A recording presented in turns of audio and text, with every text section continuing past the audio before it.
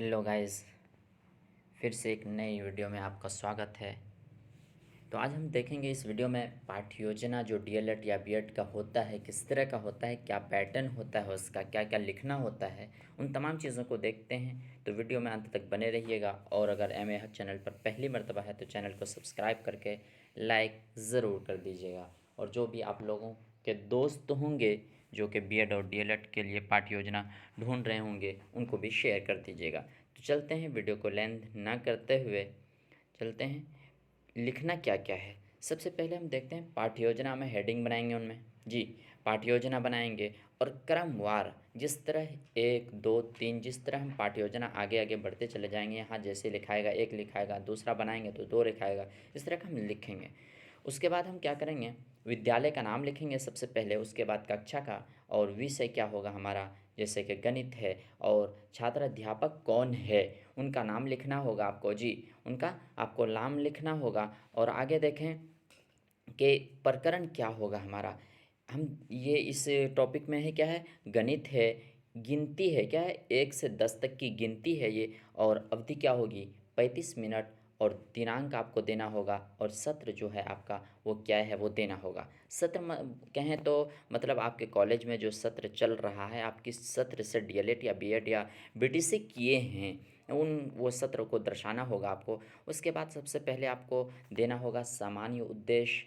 सामान्य उद्देश्य आप 5 देख सकते हैं मैक्सिमम। जी, और बढ़ा भी सकते हैं, बाकी 5 तक देते हैं। और दो आगे कॉलम होगा आपका विशिष्ट उद्देश्य का। जो जो और विशिष्ट उद्देश्य वही देंगे आप जो कि इससे टॉपिक जो है उससे रिलेट होना चाहिए। जी, उससे रिलेट होना चाहिए। उसके बाद हम क्या करेंगे, शिक्षण सामग्री जो होगी आपकी टीएलएम जो होगी किस माध्यम से किसके थ्रू पढ़ाएंगे, बच्चों को समझाने के लिए किस किस चीज़ों का यूज़ करेंगे आप, वो तमाम चीज़ों को दर्शाना होगा आपको यहाँ जैसे। और उसके बाद आप किस विधि के साथ पढ़ा रहे हैं, शिक्षण विधि आपको दर्शाना होगा, प्रदर्शन विधि, प्रश्नोत्तर विधि, ये तमाम चीज़ें जैसे चार्ट लेके जाते हैं आप पढ़ाने के लिए, तो प्रदर्शन विधि वहाँ ये किया जाता है। और जाहिर सी बात है आप प्रश्न तो करते ही तो प्रश्नोत्तर विधि हो जाएगा। और दूसरा है, उसके बाद हम ये तमाम चीज़ें करने के बाद हम बच्चों को पढ़ाने से पहले पहले हम उनके पूर्व ज्ञान को जांचने के लिए हम प्रस्तावना के तौर पर एक प्रश्न करेंगे, कुछ प्रश्न करेंगे। ये देखें, तो पहले हम कॉलम बनाएंगे छात्र छात्र अध्यापक क्रियाशीलन का, और दूसरा बनाएंगे हम छात्र क्रिया का। जो छात्र काम करेगा वो उसके कॉलम में लिखेंगे, और जो छात्र अध्यापक जो काम करेगा वो इसमें लिखेंगे।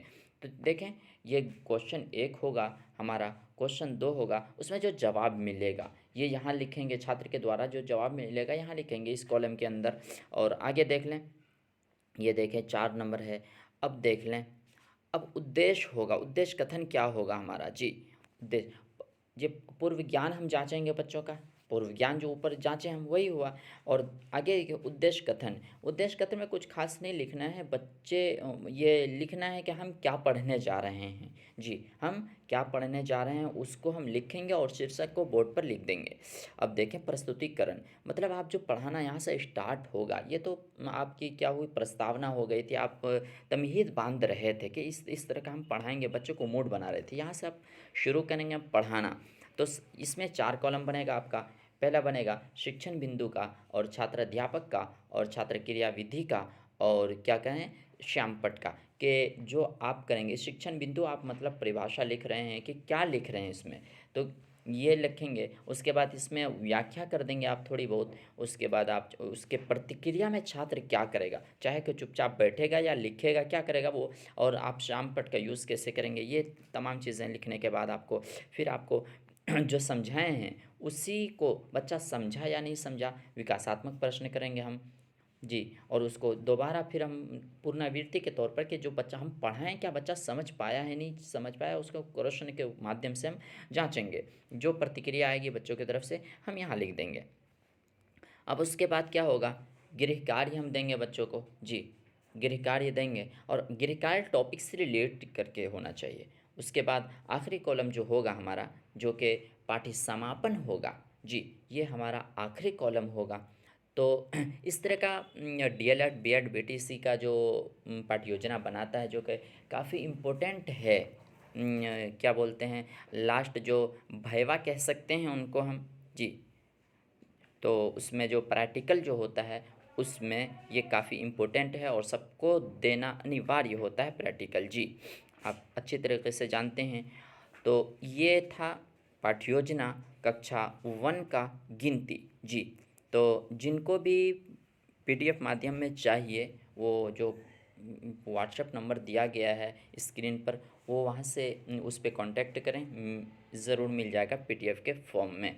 तो मिलते हैं फिर अगले वीडियो में, तब तक के लिए थैंक यू।